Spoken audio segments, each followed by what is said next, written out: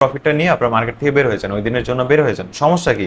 আসসালামু আলাইকুম গাইস, আশা করছি সকলে ভালো আছেন। আল্লাহর অশেষ রহমতে আমিও ভালো আছি। সো আজকে দেখেন, আজকের ভিডিওটা খুবই গুরুত্বপূর্ণ হতে চলছে, আর আমাদের চ্যানেলের প্রতিটা ভিডিওই আসলে গুরুত্বপূর্ণ। সো আপনারা যদি আমাদের চ্যানেলে কোনো ভিডিও মিস করেন বা কোনো জিনিস, কোনো ভিডিও, কোনো আমার গুরুত্বপূর্ণ একটা ভিডিও যেটা আমি আপনাদের জন্য বানাই, সেটা যদি আপনারা স্কিপ করে ফেলেন, তাহলে কিন্তু আপনারা অনেক লস করবেন। সো আমার প্রতিটা ভিডিও আপনাদের খুব গুরুত্ব সহকারে দেখা উচিত, কারণ আমি ওইসব ট্রেডারের মধ্যে না যে টাকা দেখায় শো অফ করে আপনাদের কাছ থেকে অ্যাফিলিয়েট থেকে ইনকাম করব।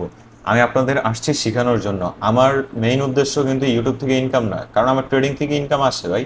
আমার ইউটিউব থেকে ইনকামের কোনো ইচ্ছা নাই। আমি জাস্ট আমার ভিডিও যে দুই একজন দেখেন আপনারা, তাদের জন্য আমি ভিডিওটা বানাই। সো আপনারা দেখেন, আপনারা এই যে গত 2 দিন শনি রবিবার ওটিসি মার্কেট ছিল, শুধু আমাদের রিয়েল মার্কেট কিন্তু বন্ধ ছিল। সো রিয়েল মার্কেট বন্ধ থাকার কারণে আমাদের কিন্তু অনেকেই লস করছে। শনিবারে মার্কেটটা একটু মোটামুটি ঠিক ছিল, বাট রবিবারে মার্কেটটা খুবই খারাপ ছিল, যার কারণে অনেকেই লস করছে। আমি দেখছি অনেকেই লস করছে, অনেকেই স্ক্রিনশট দিছে, হ্যান ত্যান, মানে লস করে ফাটায় ফেলছে এক একজন। সো যাই হোক, আপনাদের একটা জিনিস দেখাই। ওই দিন আমার রবিবারে হচ্ছে মানে গতকালকে আমাকে একজন মেসেজ দিয়ে বলতেছে, ভাই আমি আমার কাছে ছিল হচ্ছে $38, আমি গত 2 দিনে প্রফিট করছিলাম, টোটাল আমার কাছে ছিল হচ্ছে $60 মতো মনে হয় ছিল। সো বলতেছে, ভাই আমি ইমোশন কন্ট্রোল করতে পারি না, আমি পুরো ডলারটা লস করে ফেলছি রবিবারে। মানে তার লস ছিল, তার লস টার্গেটও ছিল, বাট সে পুরো টাকাটা লস করে ফেলছে। ঠিক আছে, এইটা হচ্ছে আমাদের ইমোশনের খুব বড় একটা জিনিস। আর মানি ম্যানেজমেন্ট যদি আমরা ফলো না করি প্রপারলি, এটা খুব খারাপ একটা জিনিস। তো আপনাকে অবশ্যই অবশ্যই প্রপারলি সব কিছু ম্যানেজ করতে হবে, মানি ম্যানেজমেন্টটা ফুললিভাবে ফলো করতে হবে। দেখেন, মানি ম্যানেজমেন্ট যদি আপনি ফলো না করেন, তাহলে কিন্তু ট্রেডিংয়ে সাকসেসফুল হওয়া অসম্ভব। কারণ আপনি টেক প্রফিট নিতেছেন, প্রফিট টার্গেটটা ঠিক, আচ্ছা আমি মানলাম আপনি একটা জিনিস ধরেন, আপনি প্রফিট টার্গেটটা নিতেছেন, বাট আপনি স্টপ লসটা নিতেছেন, মানে লস আমরা নিতেই চাই না। এই জিনিসটা খুবই খারাপ জিনিস। কারণ দেখেন, একটা জিনিসে ব্যবসায় কিন্তু লাভ লস দুইটা মিলেই কিন্তু ব্যবসা। ট্রেডিংটা কিন্তু লাভ লস মিলেই।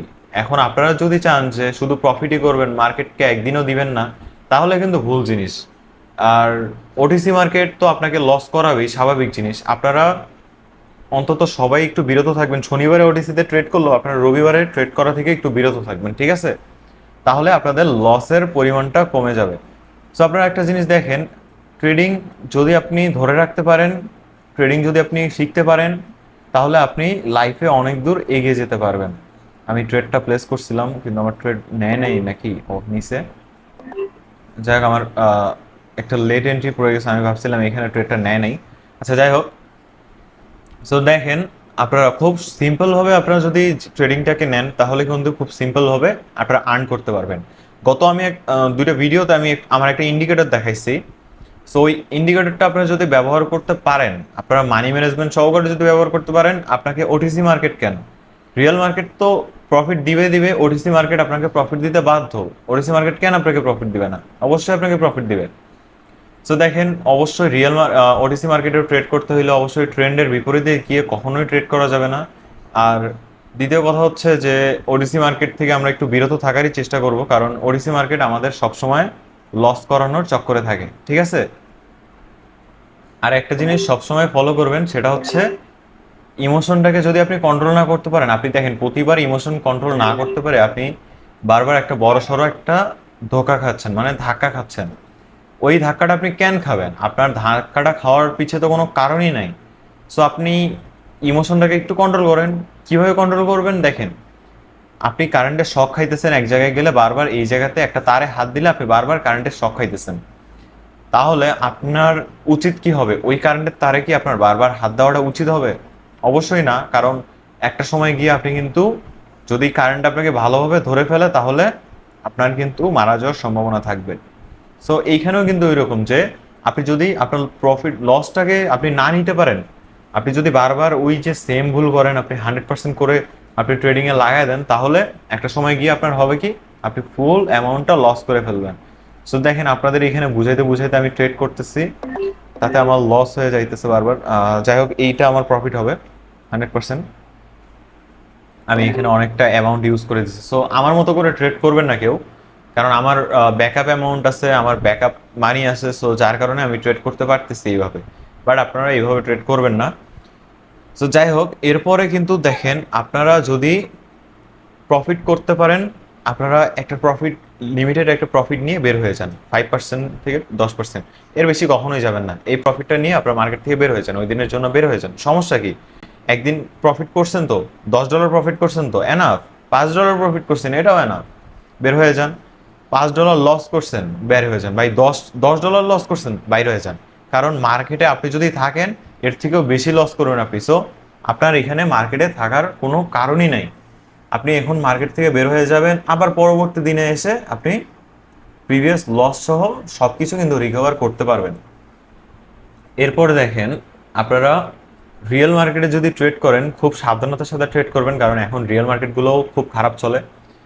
এই যে দেখেন, আপনারা এই জায়গায় কিন্তু সুন্দরভাবে আপনারা যদি সাপোর্ট রেজিস্ট্যান্টটা মেনটেন করতে পারেন, সাপোর্ট রেজিস্ট্যান্ট মেনটেন করতে পারলে আপনারা খুব সুন্দরভাবে এখানে প্রফিট করতে পারবেন। সো দেখেন, ট্রেড করতে আপনাদের বুঝাইতে বুঝাইতে এখানে ট্রেড করছি, কি জানি ট্রেড করছি আল্লাহ জানে। যাই হোক, ওইভাবে আমি জাস্ট আমার মনে হয়েছে যে এই জায়গায় যাবে, কারণ আমরা অনেক দিন ধরে মার্কেটে থাকি ভাই, আমরা দেখি, দেখতে দেখতে আমাদের এগুলো মুখস্থ হয়ে যায় যে কই থেকে মার্কেট কই যাবে। সো দেখেন একটু এই জায়গায় আমাদের এই যে এটা কিন্তু একটা রেজিস্ট্যান্ট লাইন ছিল, ঠিক আছে? রেজিস্ট্যান্ট জোনটা থেকে আমাদের স্ট্রং একটা রেজিস্ট্যান্ট জোন এটা। এখান থেকে মার্কেট কিন্তু ব্রেক করে নাই, ফার্স্টে এখান থেকে এসে ব্যাক করছে, রিটেস্ট নিয়ে মার্কেট এখান পর্যন্ত আবার আসছিল, এখানে এসে আবার ব্যাক করছে। এরপর কি হয়েছে দেখেন, এখানে কয়েকবার ভাঙার চেষ্টা করছে কিন্তু পারে নাই। এরপর একটা গ্রিন ক্যান্ডেল দিয়ে কিন্তু ভেঙে দিছে। এই যে দেখেন, ভালোভাবে দেখেন, লক্ষ্য করলে দেখবেন যে ফুল বডিটার 30%-এর উপর কিন্তু আমাদের রেজিস্ট্যান্স জোনটা ব্রেক করে দিছে। এর পরের ক্যান্ডেল আপনারা নির্দ্বিধায় এরপরে 2 মিনিট, সর্বনিম্ন 2 মিনিট, কারণ এই যে একটা ক্যান্ডেল, এটা কিন্তু একটা রিভার্সাল ক্যান্ডেল দিতেই পারে, মানে market error candle, 1+ error candle কিন্তু দেয়। আর ব্রোকারও কিন্তু আপনাকে 1 মিনিটের ক্যান্ডেলগুলোতে 1+ ইরোর ক্যান্ডেল দিতে পারে, বাট আপনি যখন 2 মিনিটের ক্যান্ডেল নেবেন তখন দিতে পারবে না। রিয়েল মার্কেটেই ব্রোকার কিন্তু আপনাকে 1+ ইরোর ক্যান্ডেল দেয় মাঝে মধ্যে। সো আপনারা এই জিনিসগুলো সাবধান থাকবেন, 2 মিনিটের ট্রেড করবেন, 1 মিনিট ট্রেড অ্যাভয়েড করবেন, সবসময় 1 মিনিটের ট্রেড অ্যাভয়েড করবেন, কারণ 1 মিনিটের 1+ ইরোর ক্যান্ডেল দিলে কিন্তু আপনার খেলা শেষ, মানে আপনার প্রফিট তো হবে না, লস নিয়ে আপনাকে মার্কেট থেকে বের হইতে হবে। সো 2 মিনিটের অবশ্যই 2 মিনিট ট্রেড করার চেষ্টা করবেন। সো দেখেন, এখান থেকে একটা ক্যান্ডেল যদি রিটেস্টও দিত, আপনি দেখেন 2 মিনিট ট্রেড নিলে এই যে এখানে গিয়ে প্রফিট হইতো। সো এরকম সাপোর্ট রেজিস্ট্যান্ট মেনটেন করে যদি আপনি ট্রেড করতে পারেন, তাহলে কিন্তু আপনি প্রফিটেবল হবেন। দেখেন, আমি এই জায়গাতেও যদি ধরি, দেখেন এই রেজিস্ট্যান্টে এসে কিন্তু আমাদের ক্যান্ডেলটা একটু করে, এই যে এই ক্যান্ডেলটা একটু মানে উইক ছাড়ছে, উইক ছাড়ার পর এখানে ক্লোজ দিছে। সো এইখান থেকে আমি যদি করতাম 2 মিনিটের একটা ক্যান্ডেল যদি নিতাম ডাউন ডিরেকশনে যদি ক্যান্ডেলটা নিতাম, তাহলে দেখেন কি হইতো, 1 মিনিটে আমাকে কিন্তু লস করাই দিত। ফার্স্টে এখান থেকে আপের দিকে ধরতাম, আপ ডিরেকশনে, আমি এখানে যদি ডাউন ডিরেকশনে ধরতাম, আপের দিকে চলে গেছে, দেখেন আমাকে কিন্তু 1 মিনিটে লস করাই দিছে মার্কেটটা।